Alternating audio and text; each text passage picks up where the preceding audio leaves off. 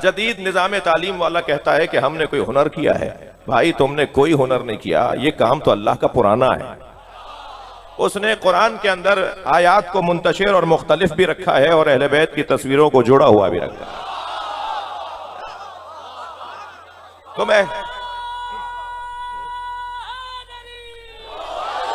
तुम कुरान की आयात को देखते रहो, अहले बैत की तस्वीरों से जोड़ते रहो। तो आज का बच्चा स्कूल में तफरी करने जा रहा होता है, उसे खेल का माहौल दिया जाता है। इसके मिजाज में खेलना है, इसके मिजाज में तफरी है। ये अगर किसी भी वजह से मजलिस में आ भी जाता है, माँ बाप ले आते हैं, माहौल ले आता है, जी शाबाश मिलेगी, कुछ तबर्रुक भी मिल जाएगा, कोई मिसाल के तौर पे फला दोस्त भी वहां मिल जाएगा, तो यहां बैठकर भी इसका दिमाग तफरी में ही लगा हुआ होता है। तो मैं बड़ों से कहूंगा कि खबरदार, जब इनकी जूतियां हमारे पैरों में नहीं आती तो इनकी अक्ल हमारी अक्ल के बराबर कैसे होगी। तो इनसे नाराज होने की जरूरत नहीं है, इनका तो आ जाना ही गनीमत है और इन्हें अपने साथ ले आइए। और अगर कुछ देर बैठकर ये जाना भी चाहे तो जाने दीजिए। इतनी देर आकर बैठ जाना भी इन्हें कम से कम इस मजलिस से ये मिलेगा कि इस हुलिये वाला हमारा आलिम होता है। ये मजलिस से कुछ न कुछ जरूर लेके जा रहा है। और बल्कि ये तो मैंने कम से कम बात की है, वरना तो ये बच्चे बहुत कुछ लेके जा रहे होते हैं। और हत्ता आज का बच्चा तो बहुत कुछ समझ रहा होता है, और आज का बच्चा नहीं रहा। आज के सोशल मीडिया ने उसे क़ब्ल अज़ वक्त जवान बना दिया है। तो ये खतरनाक बात भी है। तो ये जो खेलने का मिजाज है ना, ये खेल खेल में बहुत कुछ कर रहा होता है। आप अगर खस्ता नहीं है, थके भी नहीं है, मुझसे खफा नहीं है तो कुछ बात करो। मेरी बीबी जनाब ज़हरा सलामुल्लाह अलैहा इरशाद फरमाती हैं, इन्नी उहिब्बु मिन अस्सिबियान खम्सत खिसालिन, मुझे बच्चों की 5 खसलतें पसंद हैं। और ये 5 खसलतें मैं आपको बताने जा रहा हूं ना, ये पूरा मदरसा अखलाक है। ये 5 खसलतें नहीं है, ये अखलाकियात का पूरा निसाब है। अगर इन 5 बातों पर भी मैं और आप अमल कर लें तो गोया अखलाकियात का निसाब हमने मुकम्मल कर लिया। और ये अखलाकियात का निसाब मिल रहा है बच्चों से। मेरी भी खुशकिस्मती है, इस वक्त बच्चों की तादाद खासी है। ये बहुत गौर से, इस तरफ वाले बच्चे तो मुसलसल मुझे बड़ी गौर से सुन रहे हैं, ये वाले भी बड़ी तवज्जो से देख रहे हैं। तो मैं थोड़ी देर इनके साथ रहना चाहता हूँ। बीबी फरमा रही है, मुझे बच्चों की 5 खसलतें पसंद हैं। अल-अव्वल इन्नहुम अल-वाकून, पहली खसलत सिफत मुझे बच्चों की ये अच्छी लगती है कि ये रोते ज्यादा है। जरा गौर फरमाएंगे अजीजों जी। हमारे यहाँ तो बच्चा ज्यादा रो रहा हो तो मौलाना के पास ले जाते हैं कि दवा दुआ दम करवा के आ जाओ, जरा कोई फूंक फूंक लगवा के आ जाओ, और फिर डॉक्टर के पास ले जाती हैं। मैं बीमार रोने वाले बच्चों की बात नहीं कर रहा। जो बीमार रोने वाले बच्चे हैं उनको तो डॉक्टर को दिखाना है, लेकिन बच्चा जल्दी, अच्छा आपने देखा है कि बच्चे और औरतें जल्दी रोती हैं, बात बात में रो पड़ते हैं। सुन रही हैं मुझे या नहीं? तो ये बच्चे और औरतें बात बात में, हर बात में रो पड़ते हैं। उसकी वजह यह है कि इनका दिल नर्म है। और सैयदा फरमा रही है, मुझे वो अच्छा लगता है जिसका दिल नर्म होता है। भाई इल्लत की तरफ जाना होगा ना कि सैयदा को बच्चों का रोना पसंद क्यों है। रोना पसंद इसलिए है कि बच्चों का दिल नर्म होता है, और जिसका दिल नर्म होता है वो किसी का दिल दुखाता नहीं है। थकेंगे नहीं, मैं एक नतीजा देने जा रहा हूं। आप 2 बच्चों को जरा खेलते हुए देखिए। खेल खेल में एक बच्चा दूसरे बच्चे को धक्का दे देता है, और वो गिरने वाला बच्चा तो यूं रोता है कि उसे चोट लगती है, मगर सारा माहौल देखता है कि धक्का देने वाला भी रो रहा है। और अगर कोई बढ़ के उससे पूछे कि भाई ये तो यूं रो रहा है कि गिर गया, तुम क्यों रो रहे हो, तुमने तो धक्का दिया था, वो रोकर बता रहा होता है मेरी नीयत खराब नहीं थी, मैंने जानकर ऐसा नहीं किया, मैं ये नहीं चाहता था जो हो गया। यानी उसका रोना खुद अलामत तौबा है। रोना अलामत है तौबा करने की कि नहीं मेरा ये मतलब नहीं था, मुझसे खता हो गई है, मुझसे गलती हो गई है, मैं रो इसलिए रहा हूं। अजीजान गिरामी, सलाम करें, फातिहा पढ़ें उन मरहूमीन पर, मगफिरत का सामान करें अपने मरहूम बुजुर्गों के लिए जिन्होंने हमें मजलिस में बैठने का सलीका अता किया है। पूरी कौम को हमारे आइम्मा ने पूरी कौम को रोने पर लगाया है।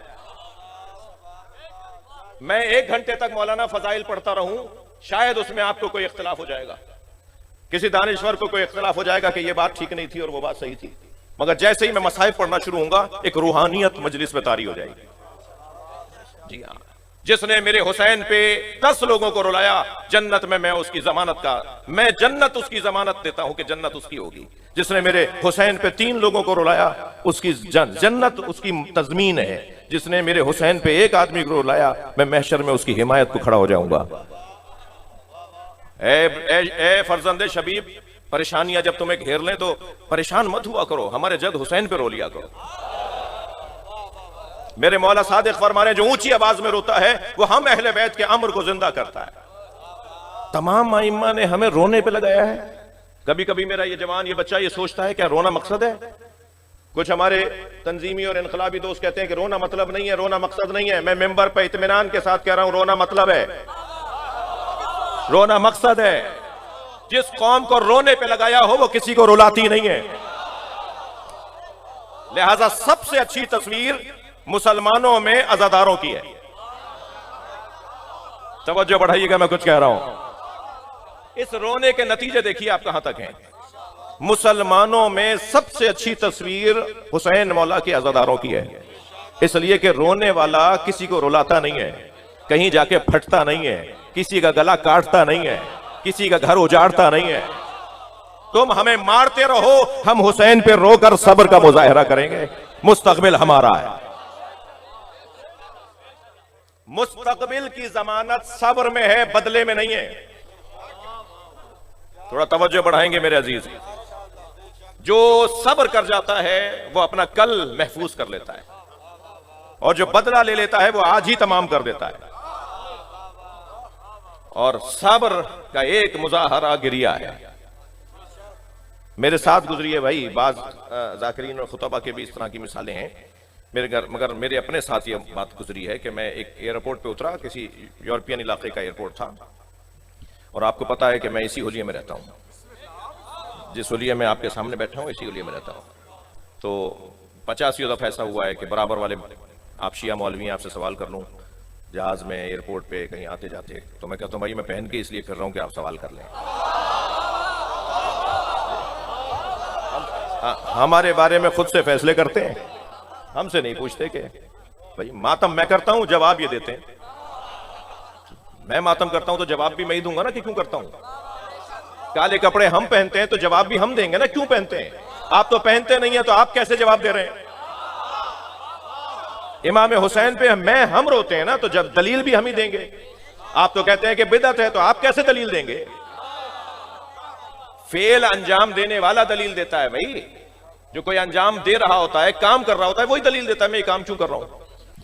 तो मैं एक एयरपोर्ट पे उतरा तो चंद अंग्रेज आगे से गुजरे और आपस में बातें करते हुए जाने लगे, देखो कितना अच्छा इसका ड्रेस है, ड्रेसिंग कितनी अच्छी है इसकी, इसके लुक कितना अच्छा है इसमें। अब वो अपनी, और उनमें से कुछ लोग पलट कर आए, उनमें कुछ खवातीन भी थी, मुझसे कहने लगा कि ये आपने क्या पहना हुआ है। तो मैंने कहा ये मुस्लिम स्कॉलर्स का लिबास है, मुसलमान दानिश्वर इस तरह से पहनते हैं। तो वो खातून थी, मुझसे कहने लगी, और बहुत सारे लोगों में खातून भी थी, कहने लगी कि मुस्लिम स्कॉलर्स में हैं तो बताएं, मुस्लिम स्कॉलर्स में से हैं तो बताएं प्रॉफिट मोहम्मद के घर वालों को मानते हैं या दोस्तों को।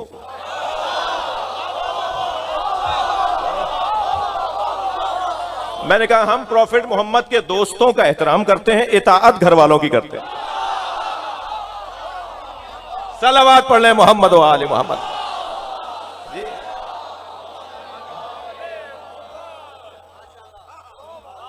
जुमला तो रह गया जो असली बताने का था।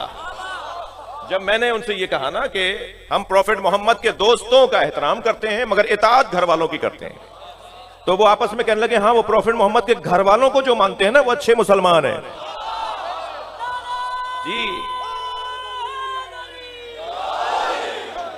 हमारी मजलूमियत ने हमें हक्कानियत का सबूत फराहम किया है।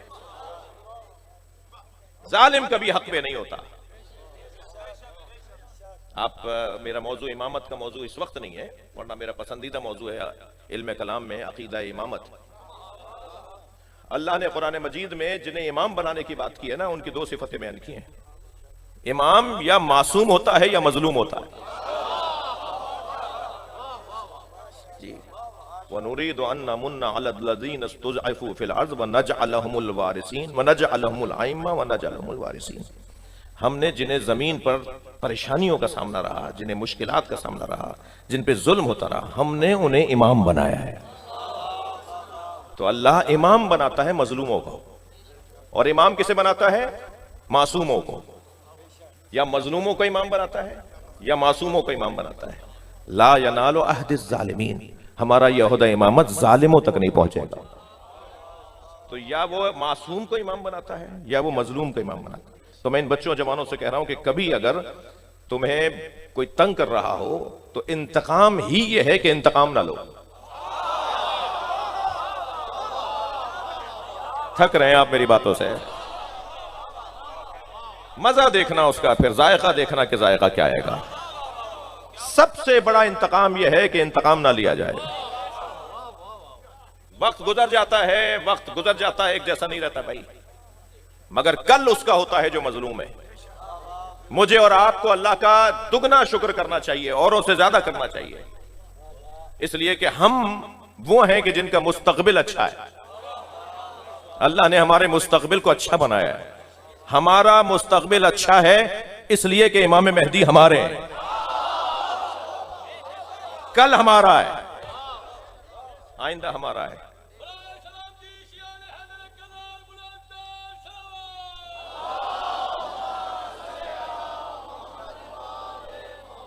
बात आगे बढ़े। अल अव्वल इन्नहुम अल बाकून, मुझे अच्छा लगता है ये रोते ज्यादा है।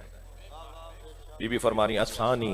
दूसरा बच्चों का कमाल और बच्चों की सिफत, ला यद्दखिरून लिगदिन, ये आज का काम कल पे नहीं छोड़ते। आप कितना ही कहें कल दिलवा देंगे, कल ले चलेंगे, ये कहते हैं हमें आज ही जाना है, हमें अभी चाहिए, हमें यही चाहिए। ये अपने अमल से बताते हैं, जो तय कर लिया उसे कल पे क्यों छोड़ रहे हो? या आज का काम कल पे क्यों ले जा रहे हो? जब तय हो गया तो आज ही करके दिखाओ। अस्सालिस यज्तमऊना अला तुराब, मुझे अच्छा लगता है कि मट्टी पे बैठ जाते हैं, इनके वजूद में तकब्बुर नहीं है, ये अनानियत के कायल नहीं है। माँ उजले से कपड़े पहनाती है, बालों में कंघा करती है, पाउडर वाउडर खुशबू लगाती है और बच्चे को तैयार करती है, कुछ ही देर में मट्टी में हटा हुआ घर में आता है। अरे भाई क्या हो गया था? क्या ना बाहर गए थे, वो सारे भाई खेल रहे थे, सारे बच्चे खेल रहे थे, हम भी, वो बजरी पड़ी हुई थी बराबर वालों का घर बन रहा है, तो हम भी उसके ऊपर बैठ गए और कपड़े सारे मट्टी में हो गए। तो अम्मा कहती है मैंने तो तुम्हें इतने अच्छे कपड़े पहनाए थे, तुमने मट्टी पे जाके क्यों बैठ गए? तो अब बच्चे से कहना फजूल है, इसलिए कि इसके मिजाज में खाकसारी है, इसके मिजाज में तवाज़ु है। यकीन जानिए अजीजों, अल्लाह मुतकब्बिरों को पसंद नहीं करता। मुझे मेरी किस्मत अच्छी है कि जवानों की तादाद ज्यादा है। मैं इनसे प्यार से, मोहब्बत से, अपनाइयत से, मैं इनसे अपना बच्चा भाई बेटा समझ के बात कर रहा हूं कि तय करो कि तकब्बुर नहीं करना। अपने जहन की लुगत से एक जुमला निकाल दो जो इस वक्त बहुत ज्यादा बढ़ता जा रहा है, और वो जुमला है मुझे नहीं जानते मैं कौन हूं। यहां स्काउट का जवान चेकिंग कर रहा है बेचारा, सुबह से शाम तक, बड़ी मजलिसों में तो वो सुबह से शाम तक उठक बैठक करता है, बॉडी सर्च कर रहा होता है आने वालों की जी, और वो उससे तो कोई चाय पानी भी नहीं पूछता, उसका मुंह खुश्क हो रहा होता है, उसका ब्लड प्रेशर लो हो रहा होता है। बाद बच्चे तो गिर पड़ते हैं सुबह से शाम बड़ी मजलिसों में, स्काउट्स के जवान, उनके साथ कोई खास मोहब्बत का इजहार भी नहीं हो रहा होता, और जब वो चेक करने के लिए आगे बढ़ता है तो कहता है मुझे नहीं जानते मैं कौन हूं। अरे भाई इसका तो शुक्रिया अदा करो, ये अपनी ड्यूटी कर रहा है, तुम उल्टा उससे कह रहे हो मुझे नहीं जानते मैं कौन हूं। अब अगर किसी पुलिसमैन ने, किसी एहलकार ने, किसी गार्ड ने, किसी मुहाफिज ने पूछ लिया आप कौन है, शनाख्ती कार्ड दिखाइए, तो उसे कहते हैं मुझे नहीं जानते मैं कौन हूं। अगर कोई हिफाजती इदारे का एहलकार ड्यूटी कर रहा है तो हमें तो खुश होना चाहिए, पाकिस्तान में कोई ड्यूटी भी करता है।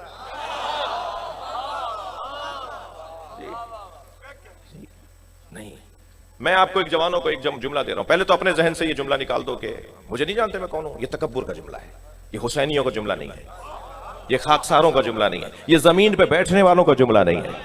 ये वायरस कहीं और से आया है, ये बीमारी तकब्बुर की कहीं और से आई है। आपको मैं एक जुमला कह रहा हूं, अगर आपसे कोई कहे मुझे नहीं जानते मैं कौन हूं, तो उसको पहला जुमला ये कह दो तुम खुद अपने आप को नहीं जानते कि तुम कौन हो। अगर तुम अपने आप को जानते होते ना तो कभी भी तकब्बुर नहीं करते। फिर मुझे याद आ रहे हैं अपने बुजुर्ग जिन्होंने हमें आजादारी सजा के दिए है, उनके लिए दुआएं करें, उनके लिए उनका एहतराम करें इन बुजुर्गों का। हमें जमीन पर बैठने की मशक रोजाना करवाई जाती है। ये कारपेट अगर ये अपने बच्चे की शादी में हमें इस पे बैठा देते ना तो हम नहीं बैठते, लेकिन मजलिस अज़ा के कारपेट पे बैठ गए। जी, हम किसी के घर भी जूते उतार के नहीं जाते भाई। पाकिस्तान में कुछ बड़े लोग हैं, पीर साहिबान हैं, जिनके यहाँ जूते उतार के उनके मुरीद अंदर जाते हैं। हम किसी के घर जूते उतार के नहीं जाते, मगर हुसैन के घर जूते उतार के आते हैं। हम सब जूतियां उतारे बैठे हैं ना, मुझे हाँ ना के जी गर्दन हिलाइए थोड़ी सी। हम सब जूतियां उतार के मजलिस में बैठे हैं ना। मौला अली ने जूतियों का नाम दुनिया रखा है। हम अपनी दुनिया बाहर छोड़ कर आते हैं। चल बात पढ़ ले मोहम्मद व आले मोहम्मद।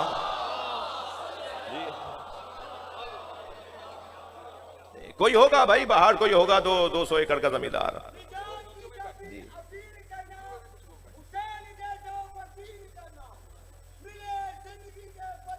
सुभान अल्लाह।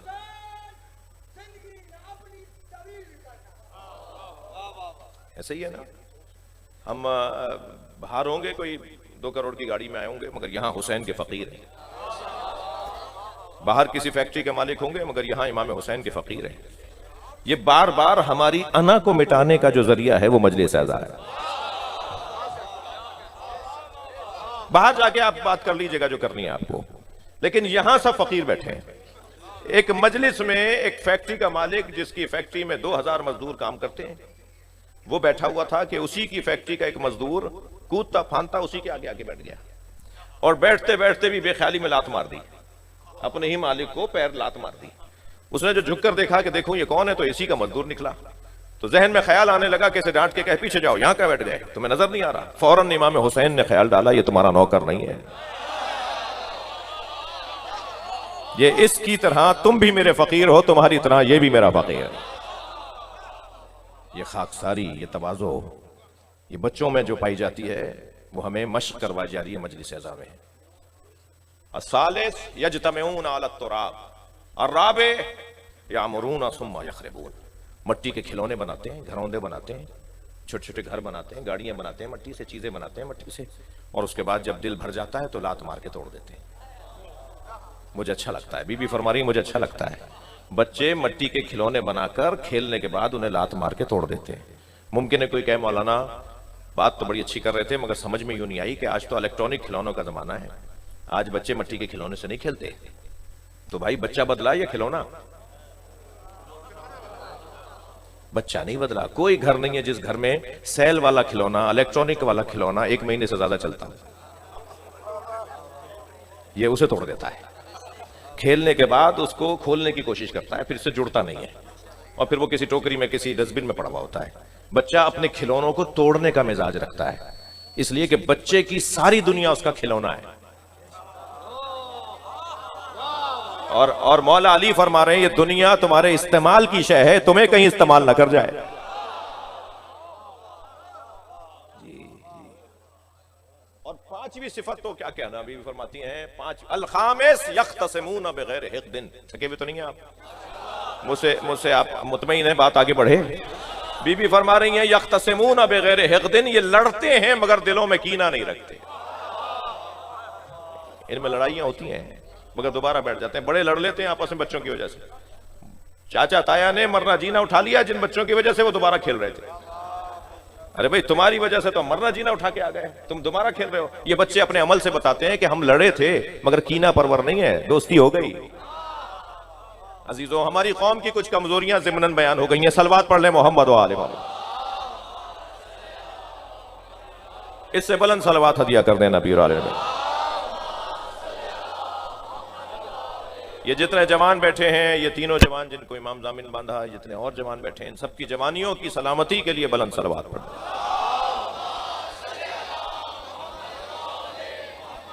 वअलमू अन्नमल हयातुद दुनिया लाइबुन व लहवुन। दुनियावी हयात खेलकूद है, यानी बचपना है। वज़ीनतुन व तफाखुरुन बैनकुम। और दूसरी कैफियत दुनियावी हयात की है जीनत और अपने हुस्न पर फख्र करना, इसे कहते हैं जवानी। इस पे मुझे थोड़ी देर काम है आपसे, कुछ देर आपके साथ रहना चाहता हूं जवानी के मौजू पर। और जो तीसरा मरहला है वो है वतकासुरुन फिल अम्वाल वल औलाद, माल की कसरत पर और औलाद की कसरत पर फख्र करना। बोलना मेरे इतने बेटे हैं, इतने दुकानें, इतनी जमीनें, इतना मैंने कमाया है, इतनी गाड़ियां हैं। ये पैसे को और औलाद को बार बार दोहराना, इसे बुढ़ापा कहते हैं। बुजुर्गों के साथ बैठिए, वो बताएंगे कैसे कमाया था। बुजुर्गों के साथ बैठिए, वो बताएंगे मेरे बच्चे को मैंने कैसे पढ़ाया, ये हुआ था तो ऐसा हुआ था, इसको मैंने ऐसे पढ़ाया, ऐसे इस फला स्कूल में दाखिल करवाया, और आज देखो मेरा बच्चा जो है वो सेक्रेटरी लगा हुआ है, आज देखो मेरा बच्चा कितना बड़ा अफसर लगा हुआ है, और मेरा फला बेटा तो ऐसा है, और उसको तो तुमने देखा ही नहीं कैसा है। बुजुर्गों की तो बातें ही सिर्फ ये होती है ना, अपने माल पर और अपनी औलाद पर फख्र करना, यह है बुढ़ापा। लेकिन वो जो दरमियाना है ना, अल्लामा ज़ीशान जवादी ने बड़ा हसीन फरमाया कि एक पहाड़ को तसव्वुर में लाएं, पहाड़ का ये दामन और पहाड़ का वो दामन, और पहाड़ की चोटी, चौथी तो कोई चीज ही नहीं है ना, पहाड़ का ये दामन या पहाड़ का वो दामन या चोटी। पहाड़ का ये दामन जहां से आप चढ़ रहे हैं इसे बचपना कहते हैं, और पहाड़ की चोटी को जवानी कहते हैं, और पहाड़ के उस दामन को बुढ़ापा कहते हैं। इसे अगर तसव्वुर में ले आए तो हमें पूरी जिंदगी का खुलासा नजर आता है।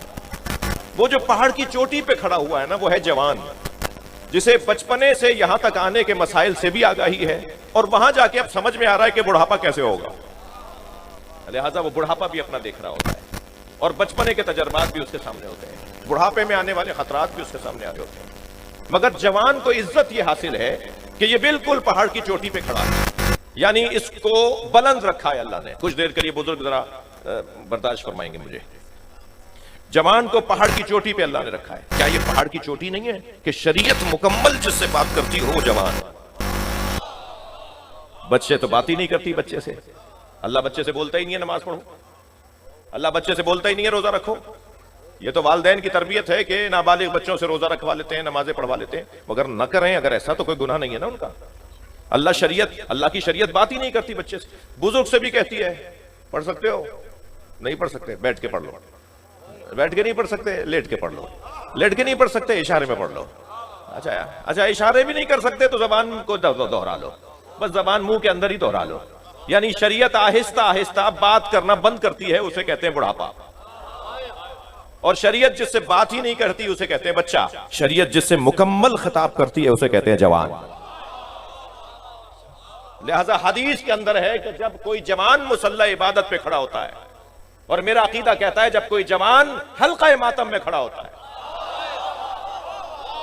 तो अल्लाह के फरिश्ते कहते हैं जरा जमीन पर देखो तो मैं चांद चमकता हुआ नजर आएगा।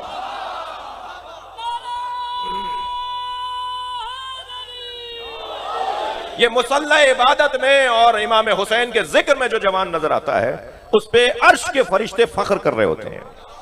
यानी अर्श वालों को जमीन पे चमकता हुआ सितारा और चांद अगर कोई नजर आता है तो वो जवान है जो जवानियों के बावजूद अल्लाह की इबादत में मसरूफ होता है। मुकम्मल खिताब है जवान के साथ। अब जवान की सिफत क्या बयान की है? अब भाई ये मैंने मजमून सोच लिया है, बर्दाश्त कीजिए आप मुझे। जवान की जो सिफत कुरान मजीद ने बयान की है वो है वज़ीनतुन व तफाखुरुन बैनकुम। ये हुस्न बीन भी है और हुस्न आरा भी है। थोड़ा सा साथ दीजिएगा मेरा। जवान यानी हुस्न बीन, जवान यानी हुस्न आरा। हुस्न बीनी के लिए आईना चाहिए होता है, हुस्न आराई के लिए गैर चाहिए होता है जो देखकर तारीफ करे। यानी लफ्जों को यूं कहूं कि हुस्न बीनी के लिए कोई और नहीं चाहिए, आईना चाहिए। सबसे ज्यादा आईने के सामने खड़े होने का जो दौर है वो जवानी है। सबसे ज्यादा जो आईने के सामने खड़ा होता है वो जवान खड़ा होता है। धीमे से धीरे से कहता हूं कि कुछ बूढ़े होने के बाद भी भूल जाते हैं कि वो बूढ़े हैं और आईना छोड़ ही नहीं रहे होते। तो जवानी यानी हुस्न बीनी, आईने के सामने आते जाते, अरे भाई अभी तो देख लिया था, अच्छे लग रहे हो भाई, कितनी दफा कह दें, मगर फिर बार बार आईने के सामने खड़ा हो गया, फिर दोबारा कंघी, फिर दोबारा परफ्यूम, फिर दोबारा अपने आप को देखना। ये अपने आप को देख देख के खुश हो रहा होता है जी। और अल्लाह का भी क्या कहना कि बद से बदसूरत जिसकी नाक मोटी है, आंखें चुद्दी हैं, चेहरा उसका तवे जैसा है, वो भी आईने के सामने खड़े होकर कहता है इन्होंने फला की नाक देखी है, इन्होंने फला की आंखें देखी है, ये जो मेरे ऊपर तबसरे करते हैं इन्होंने फला को देखा है। ये अल्लाह का करम है कि हर बदसूरत को भी उसने मुतमईन बनाया है। यानी आपको दुनिया में कोई नहीं मिलेगा जो ये कहता हो कि मैं बदसूरत हूं। जैसे दुनिया बदसूरत कहती है, वो खुद खूबसूरत है। क्या खूबसूरती चेहरे की है या मन की है? ये मन की खूबसूरती उसे मुतमईन बनाती है। कभी अपनी बुराई नहीं करेगा अपने अपने आप से। जी, कुछ मुल्कों में ये बीमारी आई है नाक छोटी करवाने की, हाँ, नाक पतली करवाने की, ऑपरेशन करवाते हैं, नाक की हड्डी कटवाते हैं, और वहां बीमारियां तरह तरह की आ रही हैं जहां ये ऐसा हो रहा है। वो नाक की हड्डी छोटी करवाने के लिए मालूम है उनका चेहरा ही बिगड़ना शुरू हो गया। जी, ये अल्लाह ने जिसकी आंख कान नाक जैसी बनाई है ना, उसके चेहरे के मुताबिक बनाई है भाई। अगर आप बैलेंस बिगाड़ेंगे तो और चीजें खराब होंगी, आप एक चीज को ठीक करेंगे 4 चीजें खराब हो जाएंगी। लिहाजा मुतमईन रहिए, मैं बच्चों से बात कर रहा हूं जी, कि जो अल्लाह ने बनाया है उसने हम पर करम किया है। क्या ये कम नहीं है कि उसने हमें बनाने के बाद अपने हाथों को मुबारकबाद दी है? तबारकल्लाह अहसनुल खालिकीन, मुबारक हो अल्लाह तुझे, तू बेहतरीन मखलूक का खालिक हो गया। अल्लाह अकबर। सारी दुनिया में जो उसने नेमतें और अपने करिश्मे रखे हैं वो एक 6 फीट के बदन में रखे हैं। यानी कुरान की आयत है ना सूरह मुबारक फुस्सिलत की, ज़ाहिरन 55वीं या 54वीं आयत है, फुस्सिलत की आयत है, सनुरीहिम आयातिना फिल आफाक व फी अनफुसिहिम हत्ता यतबय्यन लहुम अन्नहुल हक।